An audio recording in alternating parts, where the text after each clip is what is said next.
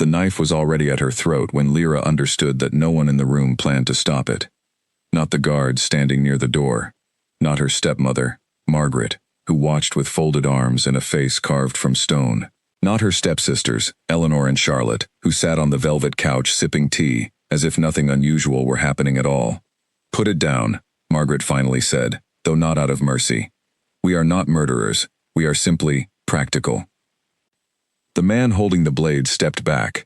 He was one of Margaret's hired guards, and he had only meant to frighten Lyra into silence.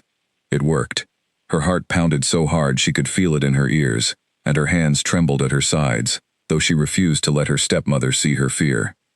"You will go to the Shadowfen," Margaret said, walking closer, her heels clicking against the marble floor. "The Beast King has asked for a bride, a tribute, to renew the truce between our kingdoms, and you, my dear, are the only one in this house who can be spared." Lyra's jaw tightened. She had lived 17 years in this house, ever since the fire that scarred half her body and took her real mother from her.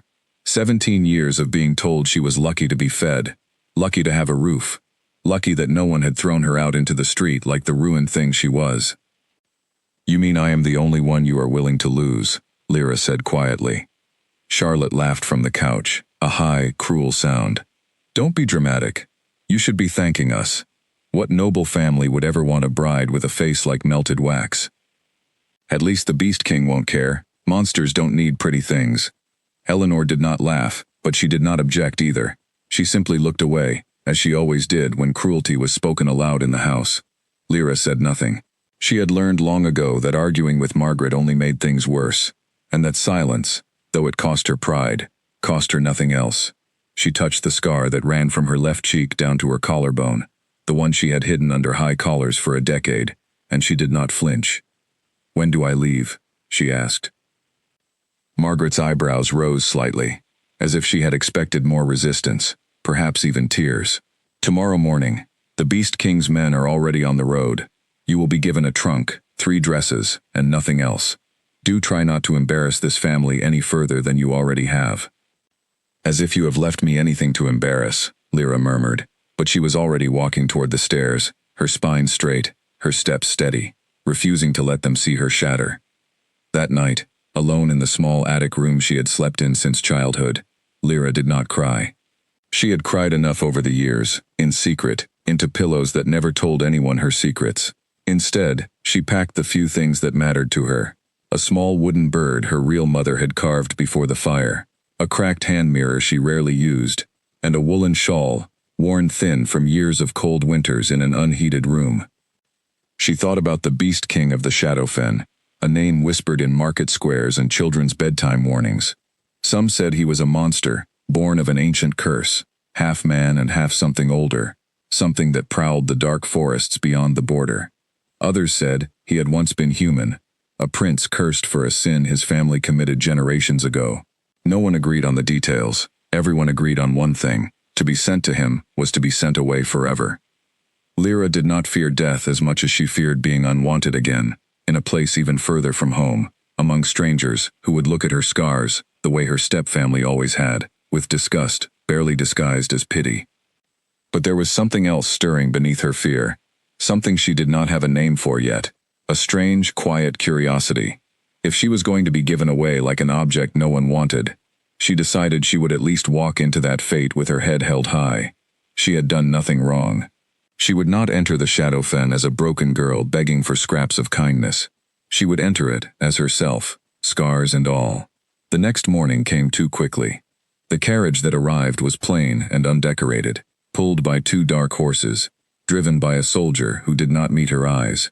Margaret stood on the front steps with her daughters, and for one brief moment, Lyra thought she saw something flicker across her stepmother's face. Regret, perhaps, or perhaps only relief that the matter was finally settled. "Goodbye, then," Margaret said, and turned back into the house before Lyra had even climbed into the carriage. Neither Eleanor nor Charlotte said a word. The journey to the Shadowfen took 4 days. The roads grew narrower and rougher with each passing mile, and the trees along the path grew taller, older, their branches twisting overhead like grasping fingers. The soldiers escorting her spoke little, and when they did speak, it was in hushed tones about the kingdom they were entering, a place where the sun seemed to dim earlier than it should, where the villagers along the border wore charms around their necks and refused to look toward the deep forest after dark. Lyra watched the world change outside the carriage window. The bright fields of her homeland gave way to shadowed valleys, thick with fog that curled low along the ground even at midday. She should have been terrified. In truth, she found herself oddly calm, the kind of calm that comes when a person has already imagined the worst and found that reality could not frighten them any further. On the second night, they stopped at a small inn near the border. The innkeeper, an older woman with kind eyes and rough hands, brought Lyra a bowl of stew without being asked and sat across from her at the table. "You're the one going to the castle," the woman said. It was not a question. Lyra nodded.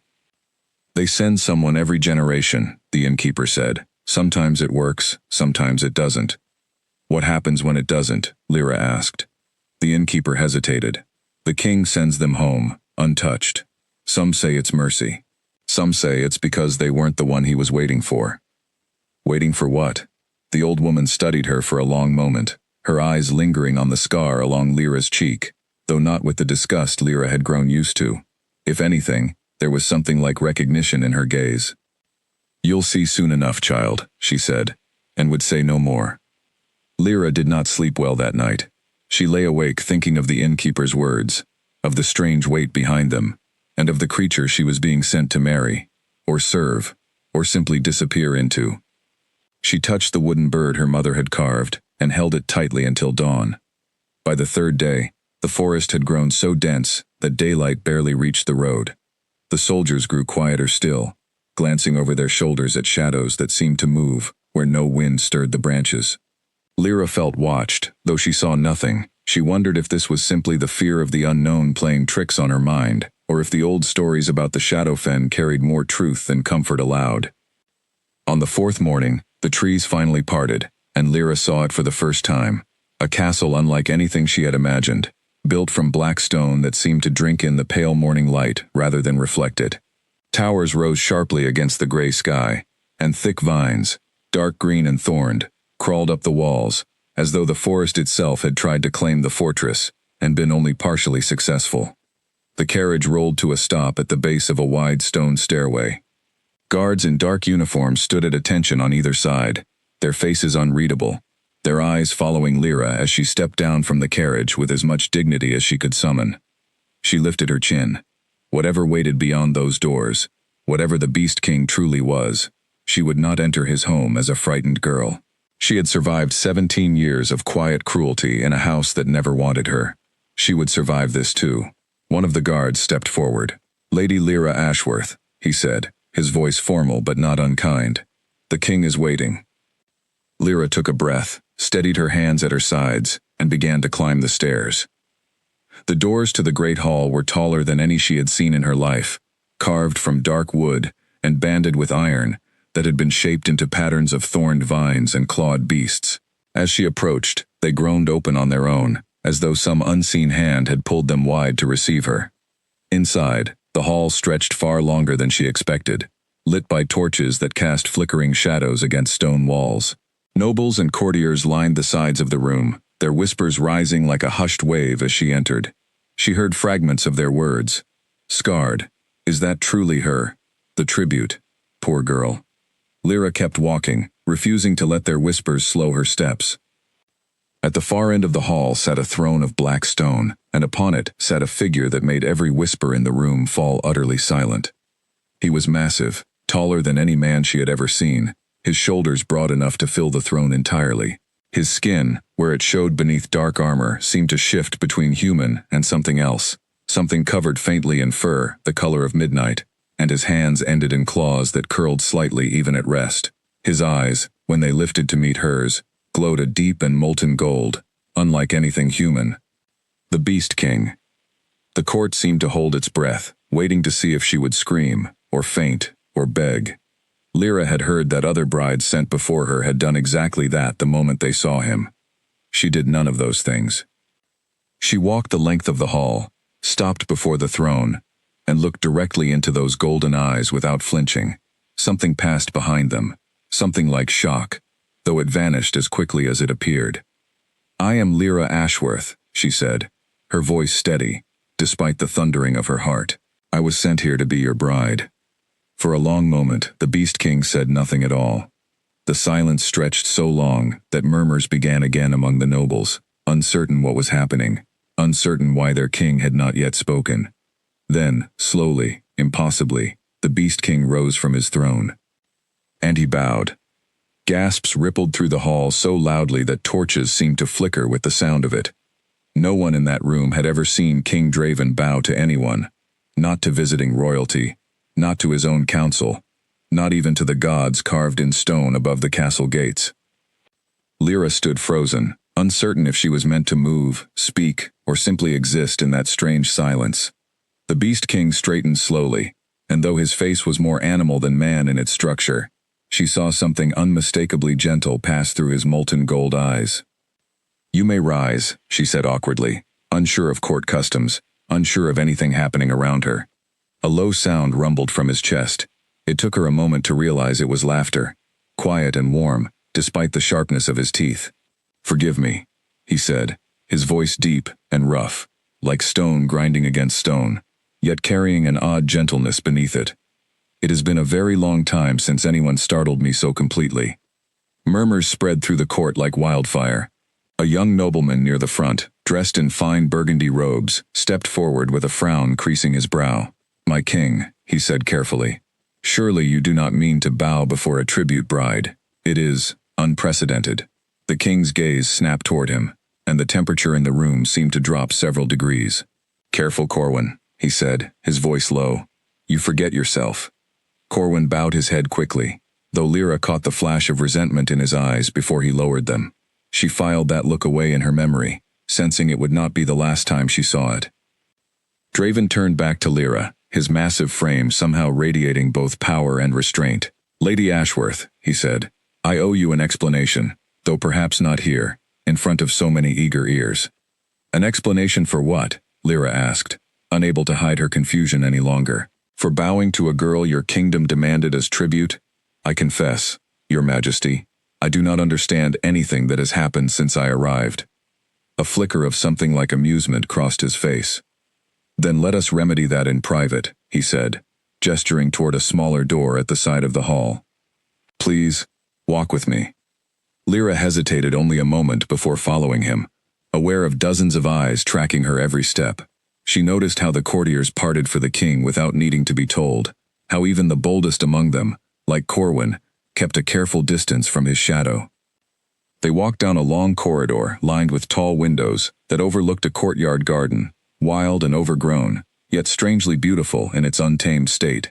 Thorned roses climbed along stone trellises, blooming in deep shades of red and black that Lyra had never seen in any garden back home. "Your gardens are unusual," she said, more to break the silence than out of true curiosity. "They grow the way I do," Draven replied, wild, and largely ignored by those who fear what they do not understand. Lyra glanced at him, studying the sharp angles of his face beneath the fur and the claws that flexed occasionally at his sides, as if he were unconsciously restraining some deeper instinct. She realized, with some surprise, that she was not afraid of him. Wary, yes. Uncertain, absolutely. But not afraid, not in the way she had expected to be. They reached a private study lined with towering shelves of books, older than any she had seen even in her family's modest library. A fire burned low in the hearth, casting warm light across worn leather chairs, and a large wooden desk covered in scrolls and maps. "Please sit," Draven said, gesturing to one of the chairs. Lyra sat carefully, smoothing her travel-worn skirts, while Draven remained standing near the fire, his broad shoulders framed by the flickering light. "You wish to know why I bowed," he said. "I do." He was quiet for a moment, choosing his words with obvious care.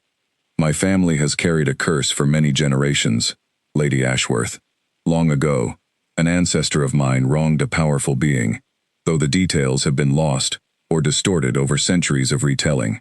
The punishment placed upon our bloodline was this: each king born into it would live in this form, part beast, part man, until he found the one soul truly meant for him, his fated mate."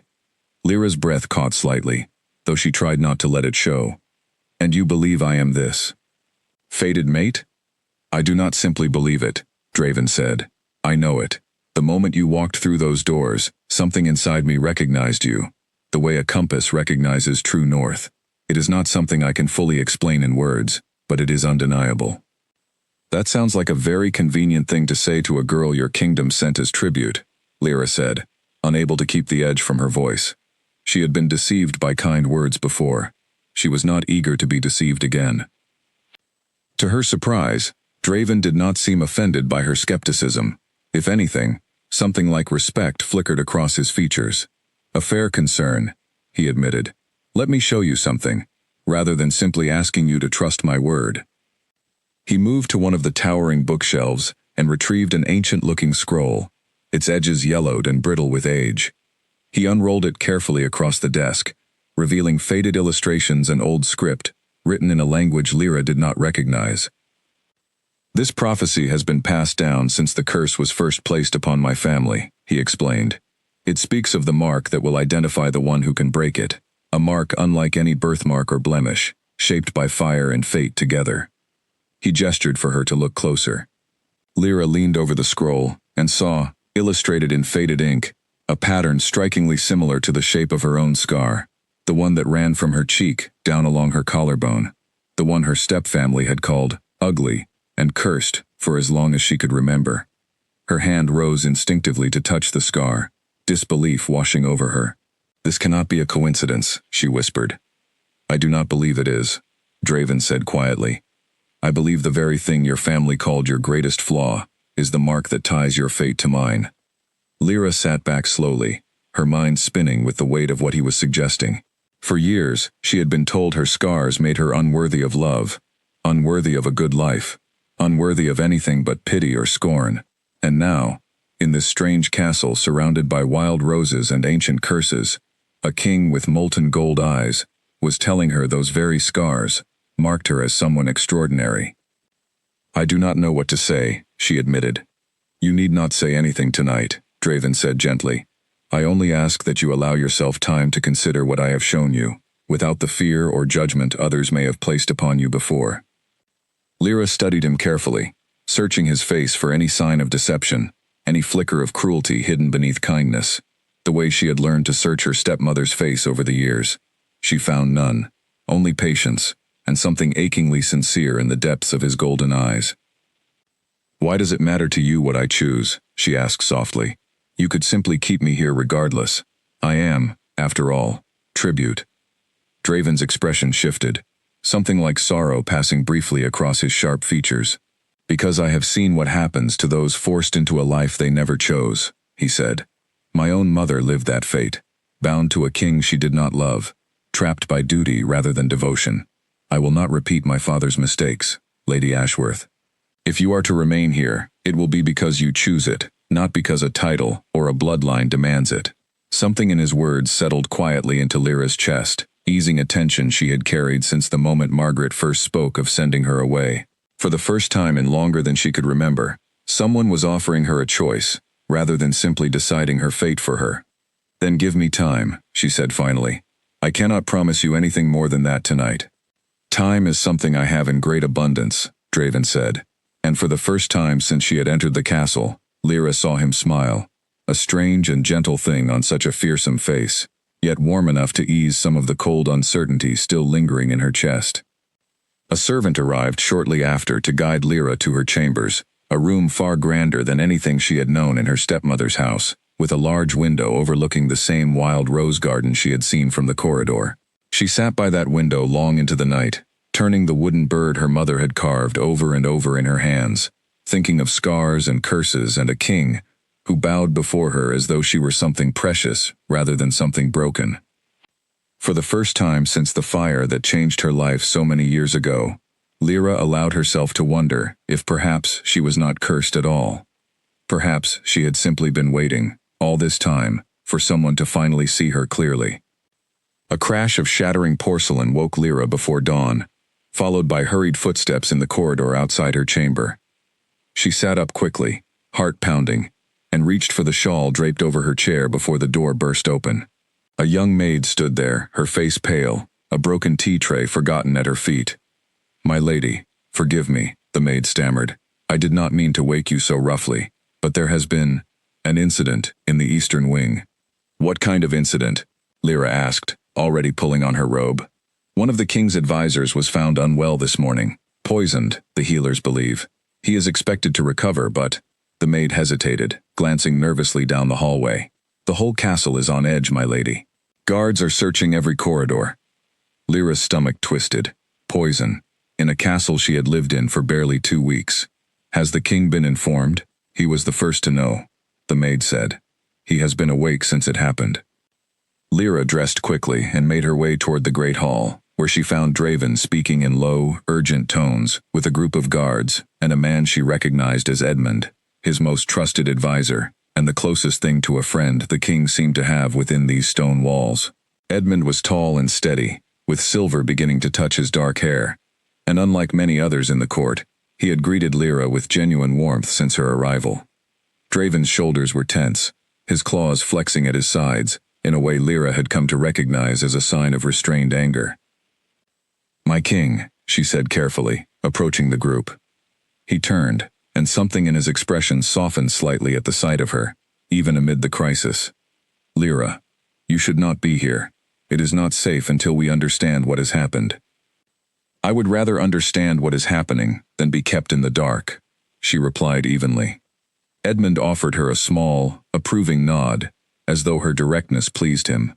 "Lord Halden was poisoned during his morning meal," he explained. "He will live, but only because a servant noticed his distress quickly and summoned the healers in time." "Do you know who is responsible?" Lyra asked. "Not yet," Draven said grimly. "But Halden was one of the few nobles who openly supported my choice regarding you. That is not a coincidence I am willing to ignore." Lyra felt a chill settle over her, unrelated to the cool morning air. "You believe this was meant as a warning? Against me?" "I believe," Draven said carefully, "that not everyone in this court welcomes the possibility of my curse being broken. Some have grown comfortable with the power a cursed king's uncertainty affords them." His gaze flicked, almost imperceptibly, toward the far end of the hall, where Corwin stood watching the commotion, with an expression too carefully composed to be entirely innocent. Lyra followed his gaze and felt her earlier unease sharpen into something closer to certainty. She remembered the resentment she had glimpsed in Corwin's eyes the very first day, quickly hidden behind a respectful bow. "You suspect him," she said quietly. "I suspect many," Draven replied. "Suspicion alone changes nothing without proof." Over the following days, the castle settled into an uneasy calm, though Lyra noticed the guards had grown more numerous around her chambers, and Edmund seemed to appear near her at almost every turn, whether by coincidence or design. She used the quiet hours to explore the castle library, drawn back again and again to the ancient scrolls Draven had shown her that first night. She found herself increasingly fascinated by the history of his bloodline, the curse woven through generations of kings who lived and died without ever finding release from their beastly forms. It was during one such afternoon, seated at a long table surrounded by dusty scrolls, that Draven found her. "You have become quite the scholar," he said, a note of gentle amusement in his voice as he approached. "I find it easier to trust old parchment than most people I have met," Lyra admitted, not looking up from the scroll before her. "Parchment does not smile at you while planning your downfall." Draven's laugh was low and warm.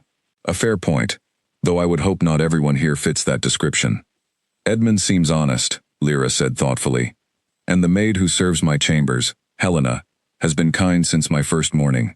But others—" She trailed off, thinking again of Corwin's carefully guarded expression. "You have sharp instincts," Draven said, settling into the chair across from her. "That will serve you well here, should you choose to stay." Lyra finally looked up, studying him in the soft afternoon light filtering through the tall library windows. Over the past weeks, she had grown accustomed to the sharp angles of his beastly features, had even come to find a strange comfort in the steady warmth of his golden eyes. "May I ask you something honestly?" she said. "Always." "Do you regret this curse?" she asked, "not because it changed your appearance, but because of everything it has cost you. Trust, peace, a court that does not scheme behind your back." Draven considered the question carefully before answering. "I have spent many years wondering if I was being punished for something I never chose. An ancestor's sin, passed on to shoulders, that had no part in creating it. But lately," he said, his gaze steady on hers. "I have begun to wonder if the curse was never truly a punishment at all. Perhaps it was simply a very long, very difficult path, meant to lead me toward the one person who would understand what it means to be judged for something beyond their control." Lyra's breath caught slightly at his words, at how closely they mirrored her own life, scarred and judged since childhood, for something that had never been her fault. "You speak as though you already know how this ends," she said softly. "I know only what I hope," Draven replied. "The rest depends entirely on you." Their conversation was interrupted by hurried footsteps as Edmund entered the library, his expression tight with concern. "My king, forgive the intrusion, but a messenger has arrived from the border. He carries word from Vayrith." Lyra's stomach tightened at the mention of her homeland. "What news?" she asked, before Draven could speak. Edmund hesitated, glancing between them. "A formal envoy is requesting entry to the castle. They claim to bring gifts and well wishes from Lady Ashworth's family, in celebration of her continued welcome here." Something cold settled over Lyra the moment she heard those words. Margaret had never once, in 17 years, sent gifts or well wishes for anything Lyra did.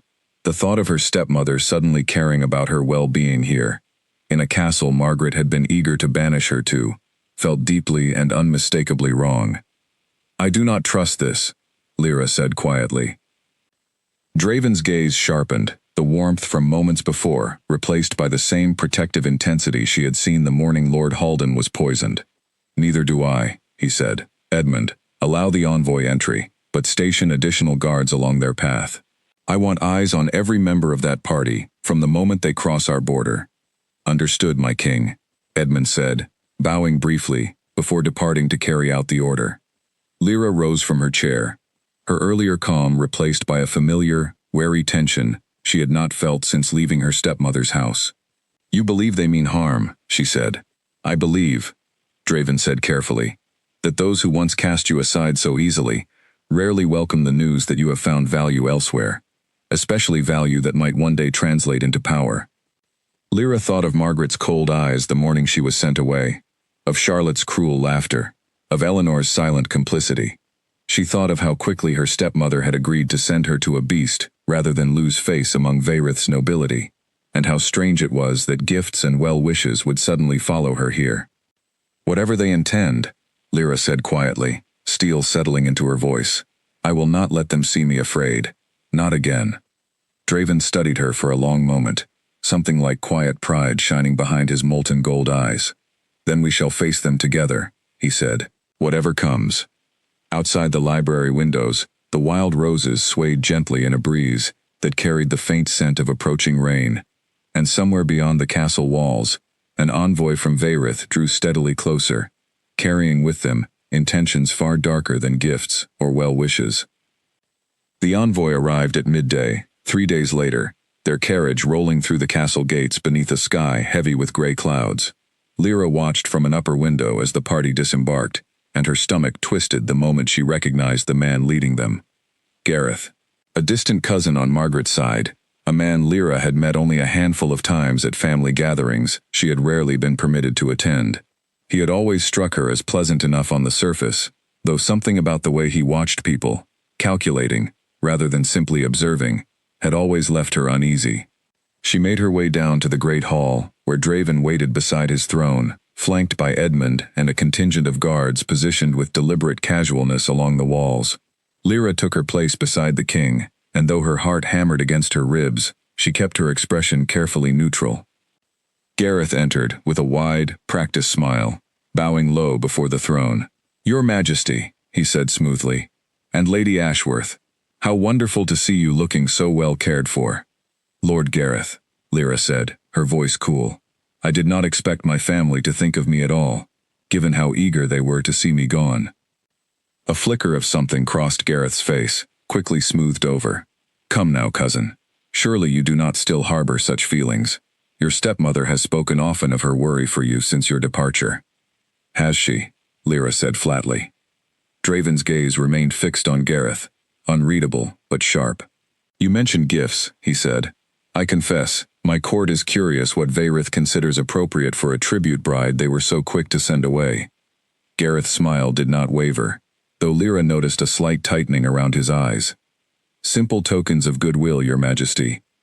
Fine silks, rare wine, and a small chest of jewels befitting Lady Ashworth's new status." He gestured, and two of his attendants stepped forward, carrying an ornate wooden chest, setting it carefully at the base of the throne. Draven's claws flexed slightly at his side, the only outward sign of his unease. "Edmund," he said calmly, "please inspect the gifts before they are brought further into the castle. I would not wish for anything to be damaged in transit." Edmund stepped forward immediately, and Lyra saw a brief flash of panic cross Gareth's face, before he composed himself once more. "Of course, Your Majesty, though I assure you, everything has been thoroughly prepared with the greatest care." As Edmund carefully opened the chest, Lyra watched Gareth's hands, noticing how they had curled slightly at his sides, how his weight had shifted almost imperceptibly toward the door. Something was wrong. She had spent years learning to read the smallest signs of deception in her stepmother's household, and every instinct she had honed over those years screamed a warning now. Edmund lifted silks and a bottle of wine from the chest, setting them aside, before his expression suddenly shifted. He reached deeper, and when his hand emerged, he held a small, intricately carved box, different from the others, tucked beneath the jewels, as though hidden deliberately from casual inspection. "My king," Edmund said slowly.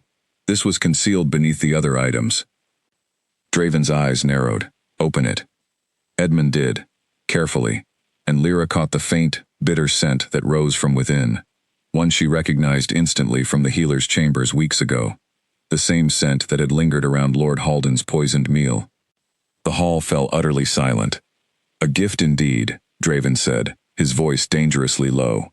"Tell me, Lord Gareth, why does a token of goodwill carry the same poison that nearly claimed the life of one of my most trusted advisors?" Gareth's composure finally cracked, his eyes darting toward the exits, toward his attendants, who suddenly seemed far less confident than they had moments before.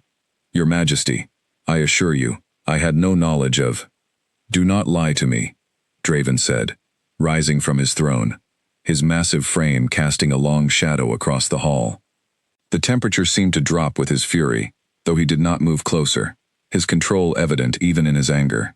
"I have shown remarkable patience since Lady Ashworth's arrival here, patience I am rapidly losing reason to maintain."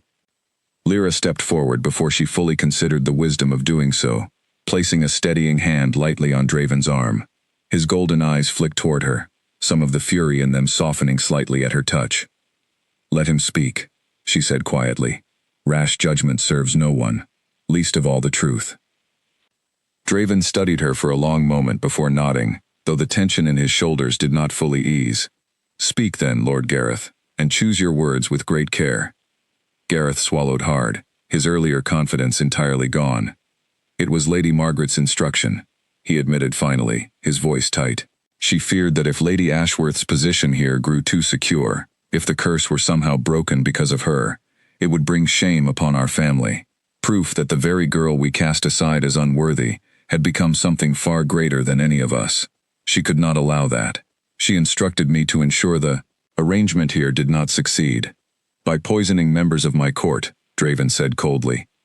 "The poison was meant only to create doubt," Gareth stammered. "Suspicion, chaos, enough to make you question the wisdom of keeping her here. I swear to you, I was never meant to harm Lady Ashworth directly." Lyra felt something cold settle in her chest, though not entirely surprise.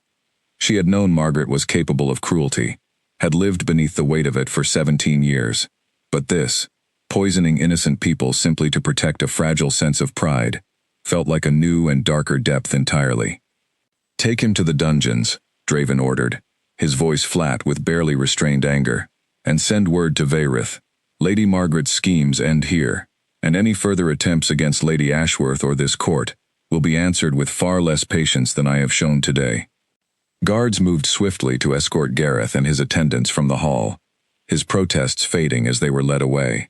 The remaining courtiers began murmuring amongst themselves, though Lyra noticed several glancing toward Corwin, who stood near the back of the hall with an expression carefully arranged into something like innocent concern.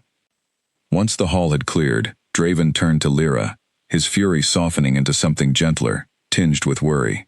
"Are you unharmed?" he asked. "I am unharmed," Lyra said, though her voice trembled slightly with the aftermath of adrenaline. "Though I confess, I am no longer surprised by anything my stepmother is capable of. You defended a man who came here intending harm," Draven said, studying her carefully. "Why?" "Because cruelty deserves understanding before judgment, even when it does not deserve forgiveness," Lyra said quietly. "And because I did not want you to become something you might later regret, simply to answer my family's spite." Draven's expression softened further, something achingly tender passing behind his golden eyes. "You continue to surprise me, Lyra Ashworth." "As do you," she admitted softly. That evening, as the castle settled into an uneasy quiet following the day's revelations, Lyra found herself once again in the library, though this time Draven joined her without needing to be summoned, settling into the chair across from her, as though it had always been his rightful place. "Thank you," he said, after a long silence, "for staying my hand today. I fear my anger, left unchecked, could easily turn me into something closer to the monster your people believe me to be." "You are not a monster," Lyra said firmly. "A monster would not have hesitated the way you did. A monster would not have looked to me before acting." Draven reached out slowly, his clawed hand hovering near hers, before gently resting atop it, careful and deliberate despite the sharpness of his touch. "Perhaps," he said quietly, "I am simply becoming something new, something neither fully beast nor fully the man I once was, but something shaped instead by the person beside me." Lyra did not pull her hand away. Instead, she allowed herself, for the first time since arriving at the Shadowfen, to simply exist in a moment of quiet safety, uncertain of what the following days would bring, but certain, at last, that she was no longer facing them alone. A single candle flickered out just as Lyra reached for the door, plunging the corridor into sudden darkness, and for a heartbeat she was certain someone else stood there with her. She froze, her hand still outstretched, listening. The castle at night had a way of settling into deep silence, broken only by distant wind rattling the thorned vines against stone windows. But this silence felt different, heavier, watched. "Who is there?" she said firmly, refusing to let her voice shake. No answer came. After a long moment, she relit the candle from a nearby torch and continued down the corridor toward her chambers, though the uneasy feeling of being watched lingered with her long after she had closed and bolted her door. The following morning, she mentioned the incident to Helena, while the young maid helped braid her hair before breakfast. "You should tell the king," Helena said immediately, her fingers pausing mid-braid, "especially after everything with Lord Gareth. He would want to know." "I do not wish to trouble him over shadows and silence," Lyra said. It was likely nothing more than an overactive imagination. Helena hesitated, glancing toward the door, before lowering her voice. "My lady, forgive my boldness, but the castle has felt different since the poisoning. Some of the staff whisper that Lord Corwin has been seen speaking with strangers near the eastern gate, late at night, when he believes no one is watching." Lyra's fingers tightened around the edge of her vanity table. "Have you told anyone this?" "Only you, my lady. I did not wish to spread rumors without proof, but you have always treated me kindly, unlike some others in this castle. I trust you to know what to do with the information." Lyra considered this carefully. She had suspected Corwin from the very first day, had noticed the resentment barely hidden behind his practiced courtesy. But suspicion without proof, as Draven had said, changed nothing. "Thank you, Helena," she said finally. "I will look into this myself, quietly, before troubling the king with mere whispers." Over the following days, Lyra found herself watching Corwin more closely during court gatherings, noting the way his eyes lingered on her and Draven whenever they stood together, the way his smile never quite reached his eyes when addressing either of them directly. She began to understand, slowly, that his resentment ran deeper than simple disapproval of an unconventional match. She raised the matter carefully with Edmund one afternoon, finding him alone in the castle armory, inspecting a row of ceremonial blades with quiet focus. "May I ask you something in confidence?" Lyra said. Edmund set down the blade he had been examining, giving her his full attention. "Of course, my lady. What do you know of Lord Corwin's history with the king?" Edmund's expression grew thoughtful, careful. "Corwin's family once held significant influence over the throne, before Draven's father consolidated power away from the old noble council. Corwin has never fully accepted the loss of that influence. Some believe he hoped to regain it by positioning himself as the king's closest advisor, a role that has largely fallen to me instead. Do you believe he could be capable of something like what Lord Gareth attempted? Edmund was quiet for a long moment. I believe Corwin resents anything that threatens the fragile power he still holds within this court. Whether that resentment could push him toward outright treachery, I cannot say with certainty. But I would counsel caution, my lady. Ambition unchecked by conscience is a dangerous thing. Lyra thanked him and left the armory with more questions than answers, though a growing certainty settled over her that Corwin's schemes were far from finished. That evening, Draven found her once again in the library, and this time, instead of ancient scrolls, she had spread a simple map of the castle grounds across the table, tracing possible paths toward the eastern gate Helena had mentioned. You look troubled, Draven observed, settling into his usual chair. Lyra hesitated only briefly, before deciding honesty served them both better than silence. She recounted Helena's observations, the strange candle in the corridor, her growing suspicions about Corwin's late-night meetings near the eastern gate. Draven listened without interruption, his expression growing steadily darker as she spoke. You should have told me sooner, he said, though not unkindly. I did not wish to accuse a member of your court without proof, Lyra said, especially not after seeing how quickly suspicion alone can spiral into something far worse. A wise instinct, Draven admitted, though one I would ask you to set aside where your own safety is concerned. I would rather investigate an unfounded suspicion than risk your well-being to protect a courtier's reputation. Lyra met his gaze steadily. And if the suspicion proves true, what then? Then Corwin will face judgment for his treachery, the same as Gareth did, Draven said firmly. I have shown considerable restraint since your arrival, Lyra, out of respect for your wish that I temper my anger with reason. But my patience for those who threaten what I have only just begun to find is not without limits. Something in his voice, low and resolute, sent an unexpected warmth through Lyra's chest, distinct from fear or wariness. She realized, with quiet surprise, that she trusted this man, this beast, wrapped around a gentle heart, more completely than she had trusted anyone since her mother's death so many years ago. There is something else I wish to ask you, she said softly, changing the subject as the weight of the evening settled around them. About the curse and what it truly means for you, beyond the scrolls and prophecies. Draven's expression shifted, something vulnerable flickering behind his molten eyes. What would you like to know? Do you remember what you looked like before the curse took hold? Your true face? He was quiet for a long moment, staring into the low fire crackling in the hearth. I was a child when the curse settled fully upon me, he admitted. I remember fragments, brown eyes, my mother once told me, though mine have long since changed to this. A face unremarkable in most ways, though she claimed I had her smile. Do you wish to see that face again? Lyra asked gently. I did, for many years, Draven admitted. I wished for it desperately, believing my humanity was the only thing that could earn me acceptance, love, a life beyond this castle's walls.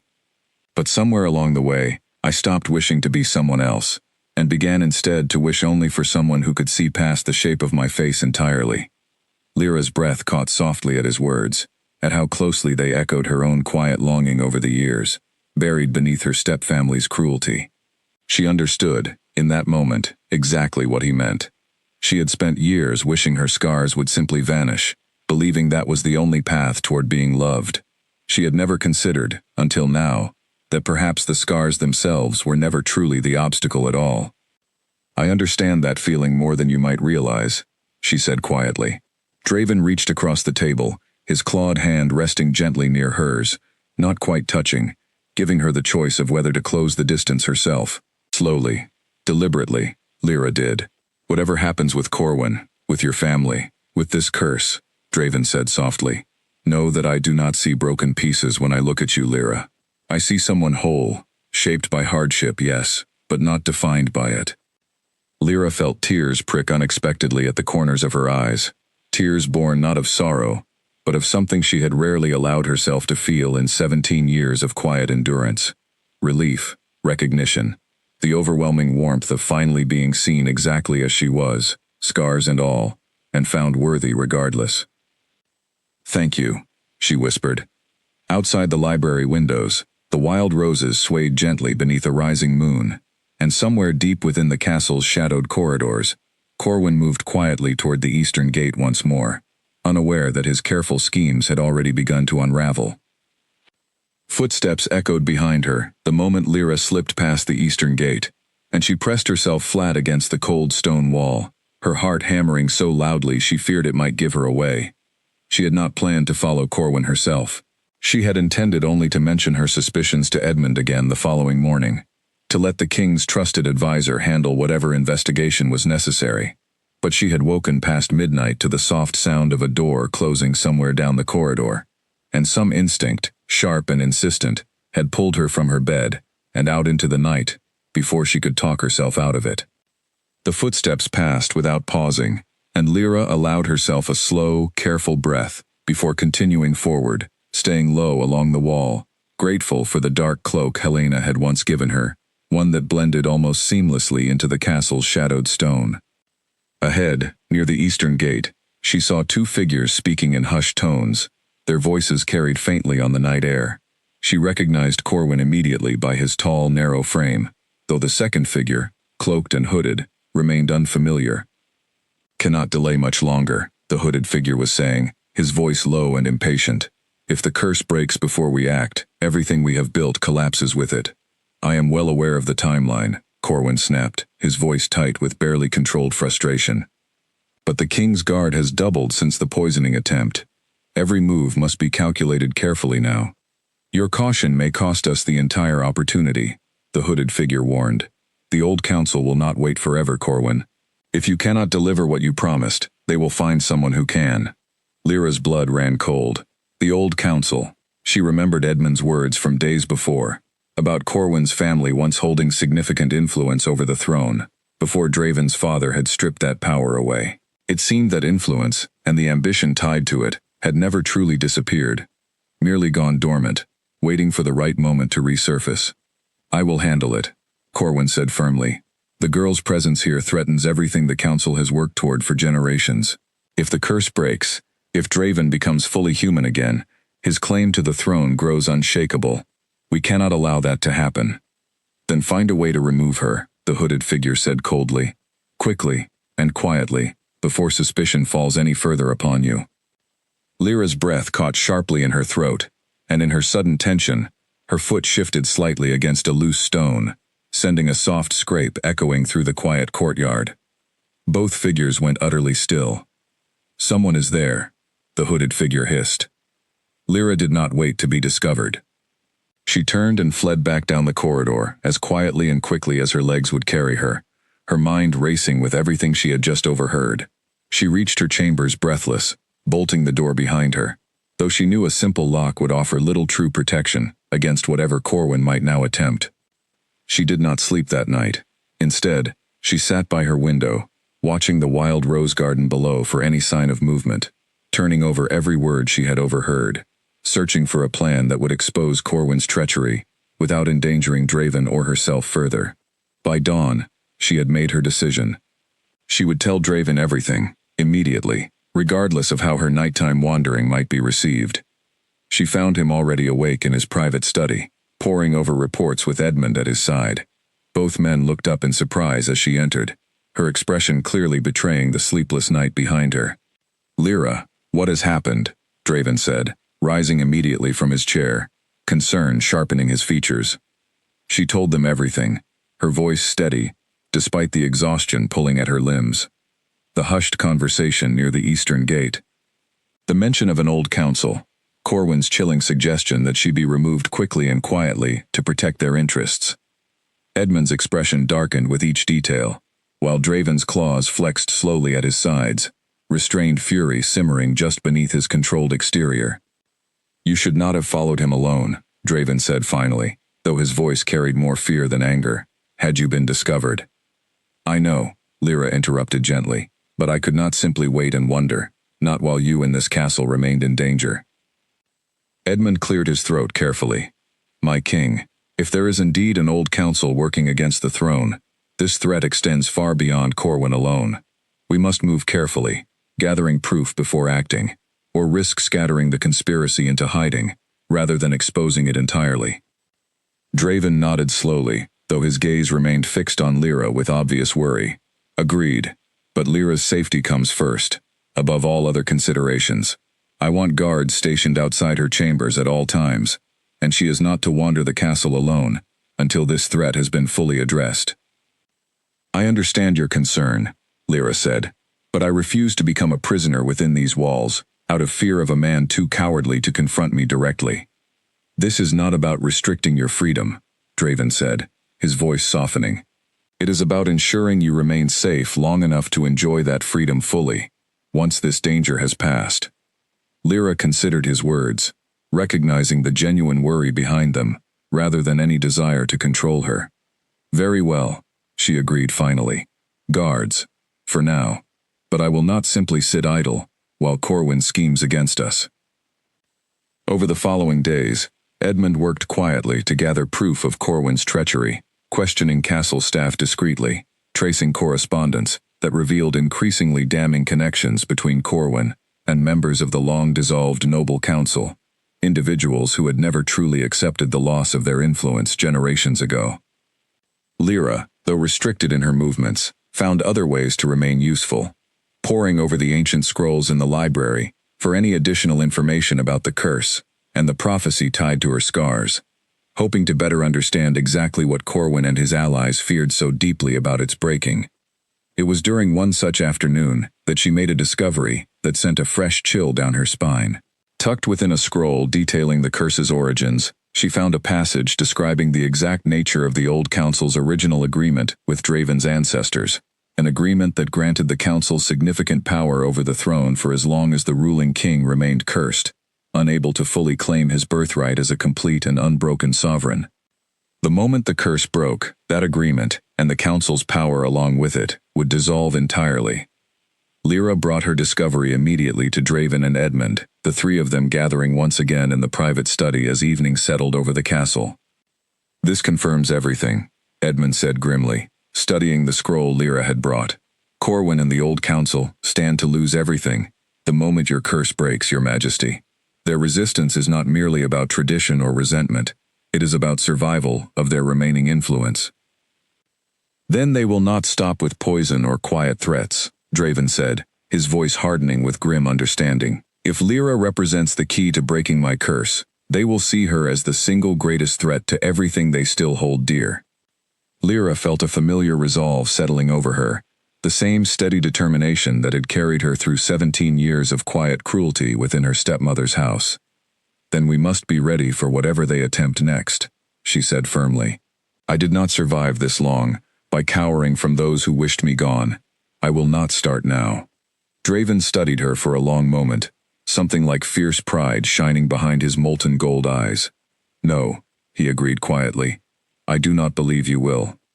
Outside, beyond the castle's ancient stone walls, the wild roses continued their slow, thorned climb toward the darkening sky, indifferent to the quiet storm gathering within, a storm that would soon test every ounce of courage and loyalty Lyra and Draven had built between them. A gloved hand clamped over Lyra's mouth before she even registered the figure standing behind her curtains.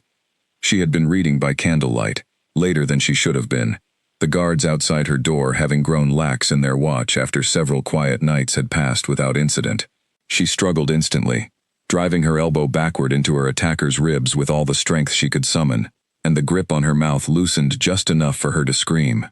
The door burst open within seconds, guards rushing in with swords drawn, and her attacker released her entirely, diving toward the open window instead of risking capture. Lyra stumbled backward, gasping, as the guards gave chase, though the intruder had already vanished into the darkness of the rose garden below. Draven arrived moments later, his massive frame filling the doorway, his eyes wild with a fear Lyra had never seen in him before.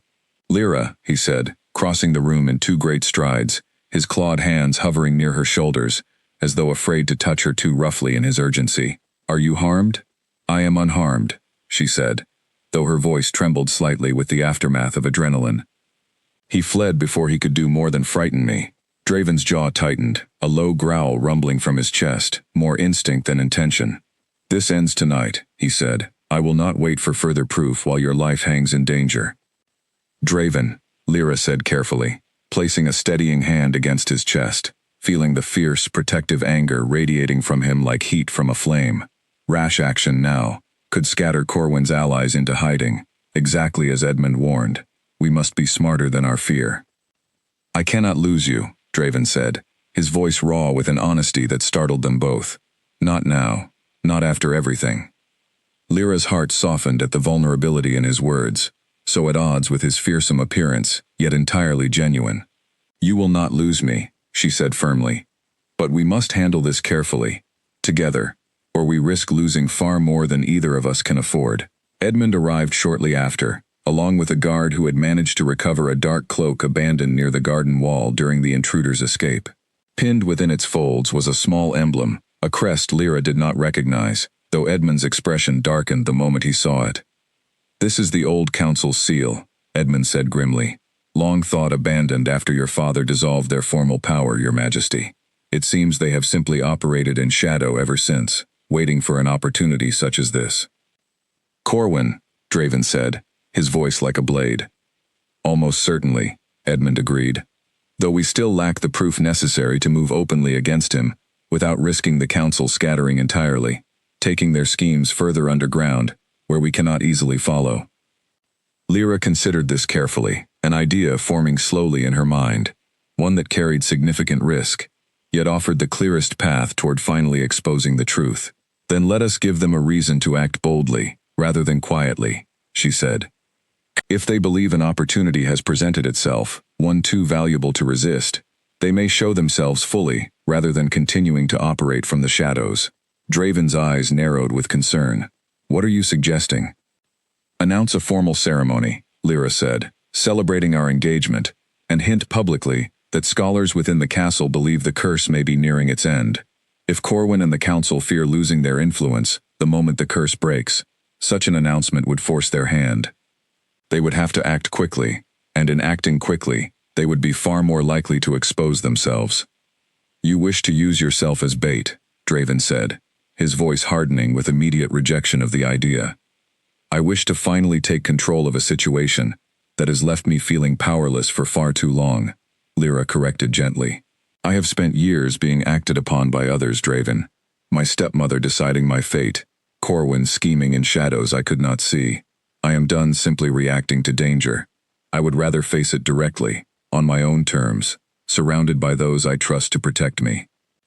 Edmund and Draven exchanged a long look, clearly torn between respecting Lyra's courage and fearing for her safety. Finally, Draven exhaled slowly, some of the tension easing from his broad shoulders, replaced by grim resolve. If we do this, he said, it will be with every precaution in place. Guards stationed throughout the entire castle, watching every entrance and exit. Edmund coordinating discreetly with those among the staff we trust completely.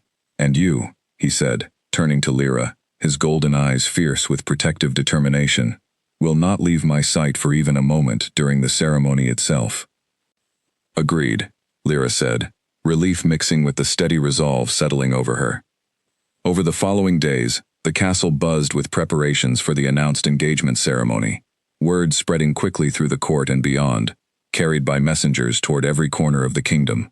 Lyra noticed Corwin's reaction the moment the announcement was made publicly, the brief flash of alarm quickly hidden behind his usual practiced calm, though not quickly enough to escape her watchful attention. Helena helped her prepare for the ceremony with quiet efficiency, though her hands trembled slightly as she fastened the final clasps of Lyra's gown, a deep emerald fabric embroidered with delicate silver thread, a gift from Draven himself. Are you afraid, my lady? Helena asked softly. Terrified, Lyra admitted honestly.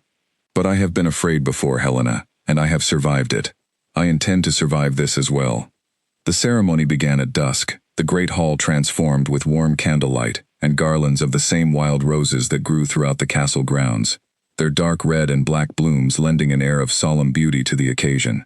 Nobles and courtiers gathered in hushed anticipation, whispering amongst themselves as Draven and Lyra took their places before the assembled crowd. Draven spoke first, his voice carrying clearly through the silent hall. Tonight, I stand before you not merely as your king, but as a man who has finally found the one soul capable of understanding both my burden and my heart. Lady Lyra Ashworth has agreed to become my wife, and with her, I believe, This kingdom stands closer than ever before to seeing its ancient curse finally broken. Murmurs rippled through the crowd, excitement mixed with uncertainty, and Lyra felt Draven's hand find hers, steady and warm, despite the sharpness of his claws, a silent reminder that she was not alone. It was then, amid the murmuring crowd, that Lyra caught sight of Corwin slipping quietly toward the side exit, his expression tight with barely restrained panic, exactly as they had hoped. "Now," she whispered to Draven. Guards, stationed discreetly throughout the hall exactly as planned, moved swiftly to block every exit, Edmund himself stepping directly into Corwin's path before he could escape entirely. "Going somewhere, Lord Corwin?" Edmund asked, his voice deceptively calm. Corwin froze, his eyes darting wildly around the hall, searching for an escape that no longer existed. The entire court fell utterly silent, watching as the carefully constructed facade of loyal courtier finally began to crumble entirely before their eyes. "You have no proof of anything," Corwin said, though his voice lacked its usual confident smoothness. "We have quite a bit more proof than you might believe," Draven said, rising slowly from where he had stood beside Lyra, his massive frame radiating quiet, controlled fury. "And tonight, Lord Corwin, you will finally answer for every scheme you believed remained hidden in the shadows." The great hall held its collective breath, every eye fixed upon the unfolding confrontation, as the true depth of Corwin's betrayal prepared, at last, to be dragged fully into the light. Corwin's hand moved toward the hidden blade at his belt before Edmund could react, and for one terrifying heartbeat, Lyra feared the confrontation would turn violent within the very hall meant to celebrate her engagement. "Do not," Draven said, his voice carrying such absolute authority that even the guards nearby seemed to still. "Whatever you believe you can accomplish tonight, Corwin, it ends here, one way or another." Corwin's hand hovered near the blade, his eyes wide with the desperation of a man who had run out of options entirely. "You do not understand what you are destroying," he said, his voice cracking with barely restrained panic. "The Council has protected this kingdom's balance of power for generations. The moment your curse breaks fully, that balance collapses, and everything my family has worked toward for centuries disappears with it. A balance built on keeping me trapped in this form," Draven said coldly. "A balance that required my suffering, and apparently, my future wife's harm, simply to preserve your family's fading influence." "It was never meant to go this far," Corwin said, though the words rang hollow even as he spoke them. "The Council only wished to delay the curse's breaking, not to see anyone truly harmed." "Lord Halden nearly died from poison," Edmund said sharply. "An intruder entered Lady Ashworth's chambers only nights ago. I would hardly call those actions a simple delay tactic, Corwin." Corwin's shoulders sagged slightly, the last of his composure finally crumbling entirely. "The Council grew impatient," he admitted quietly. "They believed stronger measures were necessary, once the poisoning failed to create sufficient doubt. I never intended for things to escalate so far, but once the Council commits to a course, refusing their instructions carries its own dangers." "Then perhaps it is time the Council answered for their actions as well," Draven said. "Edmund, have the guards escort Lord Corwin to the dungeons, and send word throughout the kingdom that any remaining members of the old Council will be identified and brought before the throne to answer for their crimes." Corwin did not resist as guards moved to escort him from the hall, his earlier bravado entirely replaced by the weary resignation of a man who had gambled everything and lost. The assembled court watched in stunned silence as he was led away, whispers rising once the doors had closed behind him, disbelief and shock rippling through the crowd in equal measure. Lyra felt the tension slowly draining from her shoulders, replaced by a strange, hollow exhaustion now that the confrontation she had helped orchestrate had finally reached its conclusion. Draven turned to her immediately, his golden eyes searching her face with obvious concern.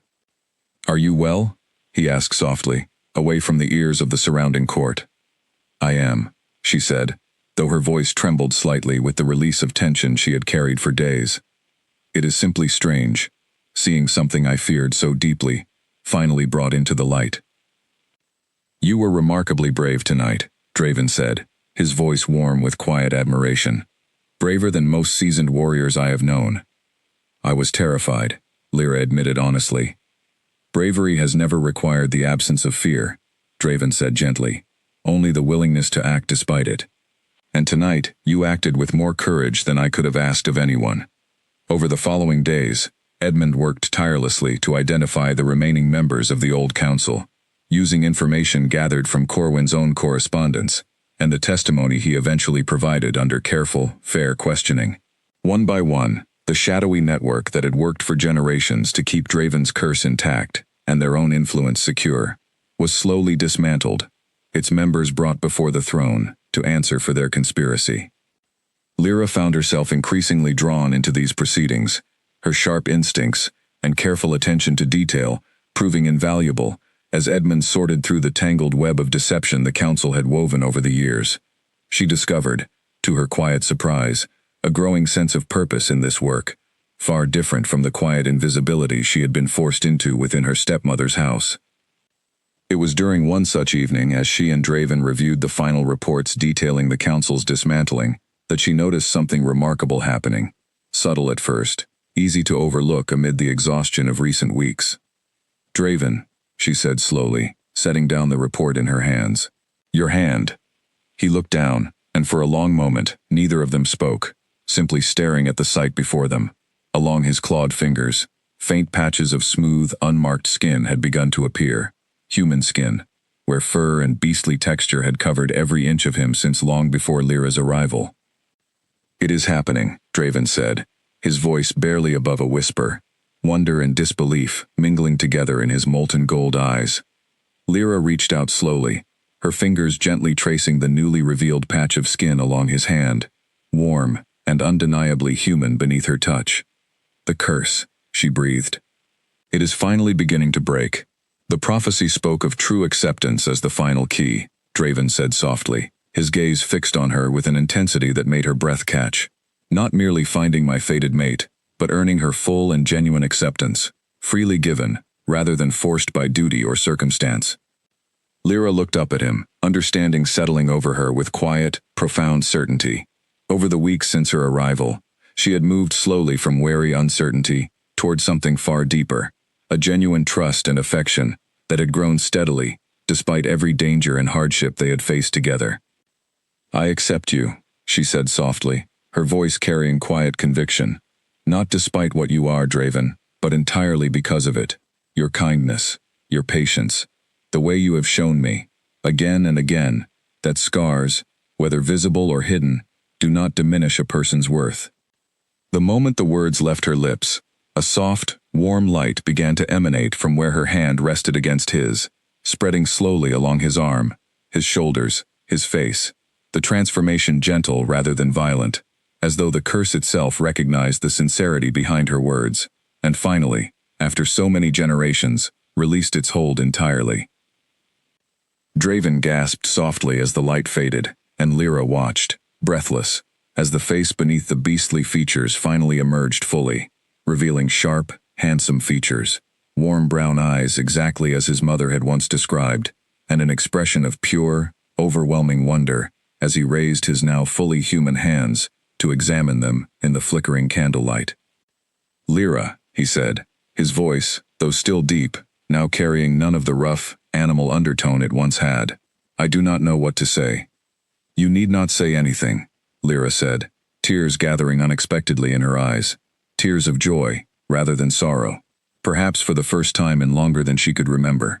"Simply be here, exactly as you are, exactly as I am. That has always been enough." Draven reached for her then, drawing her gently into an embrace, and for a long, quiet moment, neither of them spoke at all, simply existing together in the aftermath of a curse finally broken, a burden finally lifted, and a love that had proven strong enough to accomplish what generations of fear and desperation never could. Bells rang through the castle before dawn, waking every soul within its walls, and Lyra sat up with a gasp, momentarily uncertain if the sound signaled celebration or alarm. Edmund arrived at her door only moments later, breathless with news. "My lady, forgive the early hour, but you must see this."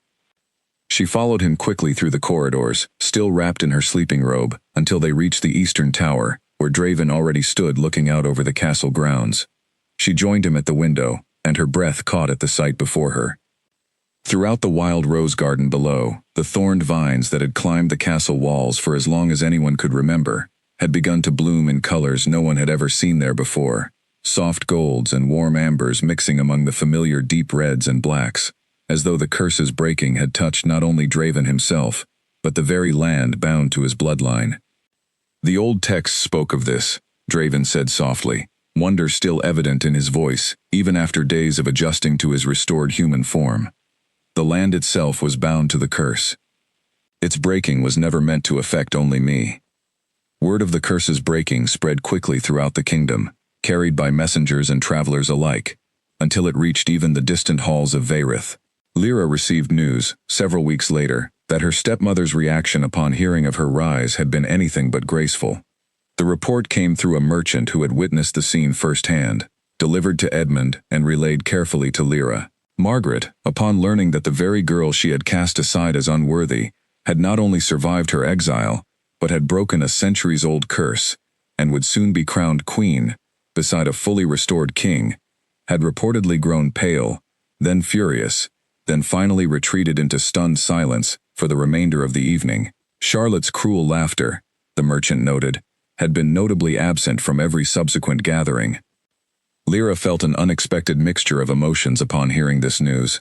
A quiet satisfaction, certainly, but also something more complicated, a lingering sadness for the years of cruelty she had endured, and a strange, hollow feeling that even now, even after everything, some part of her still wished her stepmother might simply apologize.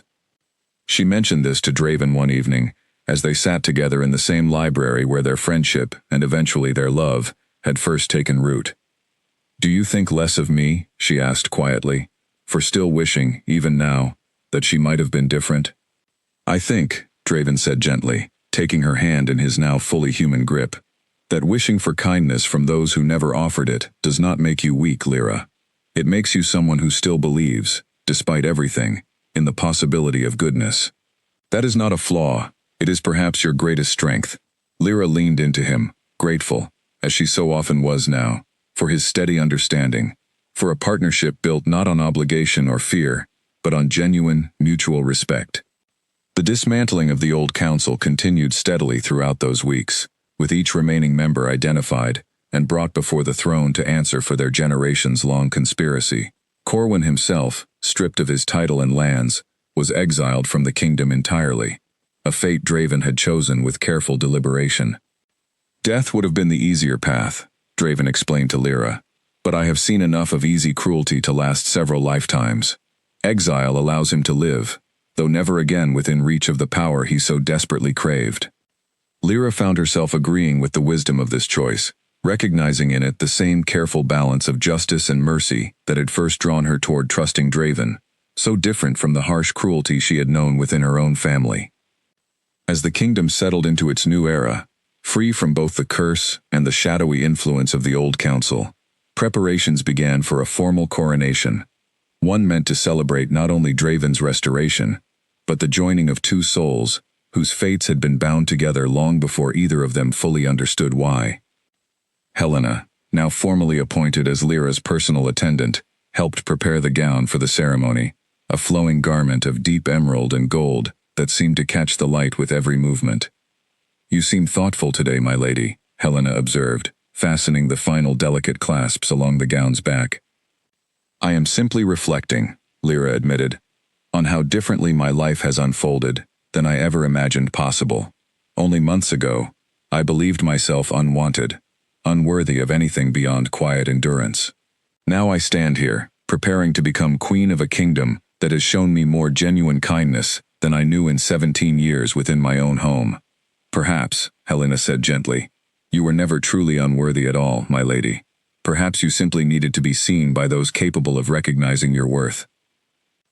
Lyra smiled softly at the maid's words, recognizing in them an echo of everything Draven had shown her since her arrival. Patience where she expected cruelty, acceptance where she expected rejection, and love where she had once believed only scars and quiet suffering awaited her. That evening, as the final preparations for the coronation ceremony were completed throughout the castle, Draven found her once more in the library, dressed in formal attire befitting his fully restored humanity, though his eyes remained the same warm, molten gold they had carried even in his beastly form. A final, gentle reminder of the journey that had brought them both to this moment. "Tomorrow," he said softly, taking her hands in his, "you become queen, not because your family cast you aside, not because fate demanded a tribute, but because you chose this path freely, and because this kingdom has come to love you as deeply as I do." "Tomorrow," Lyra echoed softly, "I become exactly who I was always meant to be." Outside the library windows, the wild roses continued their gentle bloom beneath a clear night sky, no longer bound by ancient curses or generations of fear, standing instead as quiet testament to a love that had transformed not only a cursed king, but an entire kingdom long trapped in shadow. Trumpets sounded through the great hall, and every head turned as the tall doors swung open to reveal Lyra standing at the threshold, dressed in emerald and gold, her scar catching the candlelight rather than hiding from it. She walked the length of the hall slowly, the same path she had once walked as a frightened tribute bride, though everything about this moment felt entirely different now. Where courtiers had once whispered with pity or barely concealed disgust, they now watched with open admiration, many bowing their heads respectfully as she passed. Draven waited at the far end of the hall, standing before the same black stone throne where he had once bowed to her as a beast, uncertain of his own fate. Now he stood tall and fully human, his warm brown eyes fixed on her with unmistakable love, and Lyra felt her heart swell with a happiness she had never dared imagine possible during her years within her stepmother's cold, unwelcoming house. The kingdom's chief scholar, an elderly man who had studied the curse's ancient texts for decades, stepped forward to perform the coronation ceremony, his voice carrying clearly through the silent hall. "By the ancient laws of this kingdom, and by the grace of a curse finally broken through genuine and freely given love, we gather today to crown Lyra Ashworth as queen, equal partner and beloved wife to King Draven, whose bloodline has finally found its long-awaited release." A golden circlet, delicate yet unmistakably regal, was placed gently upon Lyra's head, and as it settled into place, a soft murmur of approval rippled through the assembled crowd, quickly building into genuine, heartfelt applause. Lyra turned to face the court fully for the first time, as their queen, her scar visible beneath the circlet's edge, exactly as it had always been, exactly as she now understood it always should remain. "I stand before you today," she said, her voice steady and clear, carrying easily through the hushed hall, not as someone who overcame her scars, but as someone who finally understood their true meaning. "For years, I believed these marks made me unworthy of love, unworthy of belonging, unworthy of anything beyond quiet endurance. I have since learned that scars, whether visible upon skin or hidden within the heart, do not diminish a person's worth. If anything, they reveal the depth of what that person has survived, and the strength required to keep moving forward regardless." Applause rose once more, warmer this time, filled with genuine emotion rather than simple ceremonial politeness. Lyra glanced toward Draven, who watched her with such open pride and love that she felt tears gathering unexpectedly at the corners of her eyes. "To those who once believed me broken beyond value," she continued, her voice growing steadier with each word, "I offer neither anger nor bitterness, but simply gratitude. For it was that very rejection which led me here, to a kingdom that has shown me more genuine acceptance than I ever imagined possible." Draven stepped forward then, taking her hand gently in his, addressing the court alongside her. "This kingdom stands today free from centuries of curse and shadow, not through conquest or cruelty, but through the courage of one woman who refused to let fear or judgment define her worth. I could not have asked for a more fitting queen to stand beside me as we build this kingdom's future together." The celebration that followed lasted long into the night, the great hall filled with music and laughter, unlike anything Lyra had witnessed since her arrival months before. She danced with Draven beneath warm candlelight, surrounded by courtiers who had once watched her with pity, now offering genuine warmth and respect instead. Later, as the celebration wound down, and most of the court retired for the evening, Lyra and Draven found themselves alone once more in the wild rose garden, the same garden where thorned vines had once seemed to mirror the darkness surrounding Draven's curse, now blooming vibrantly in shades of gold and amber beneath the moonlight. "Do you have any regrets?" Draven asked softly, "about the path that brought you here? The cruelty of your family, The fear of that first journey, the dangers we faced together along the way. Lyra considered the question carefully before answering, her fingers gently tracing the scar along her collarbone, no longer with shame, but with quiet acknowledgement of everything it represented. I do not regret any of it, she said finally. Every hardship led me here, to this garden, to this kingdom, to you. I would not trade this outcome for a life without scars, if it meant a life without everything I have found because of them. Draven drew her gently into his arms, and for a long, peaceful moment, they simply stood together beneath the moonlit blooms, two souls once burdened by curses of different kinds, fire and fate alike, now finally free to build a future neither of them had ever dared to imagine possible. Word of Queen Lyra's rise continued to spread throughout the neighboring kingdoms in the months that followed, carried by travelers and merchants alike, each retelling growing slightly grander than the last. In Vayrith, Margaret's household grew notably quieter with each new report. The cruel whispers that once filled its halls replaced by an uneasy silence, neither Charlotte nor Eleanor dared to break. But within the Shadowfen, far from her former home's bitter memory, Lyra ruled not with resentment toward those who had wronged her, but with quiet strength and genuine compassion, forever marked by scars she no longer hid beneath high collars or quiet shame. For she had learned, in the end, exactly what her stepmother's cruelty had never allowed her to understand. That worth was never measured by unblemished skin, or the approval of those too small-hearted to see past appearances. It was measured instead by resilience, by kindness freely given, despite hardship endured, and by the courage to walk forward, scars and all, into whatever future awaited. And in the Shadowfen, beneath skies no longer darkened by ancient curses, that future finally began, bright and unbroken, exactly as it was always meant to be.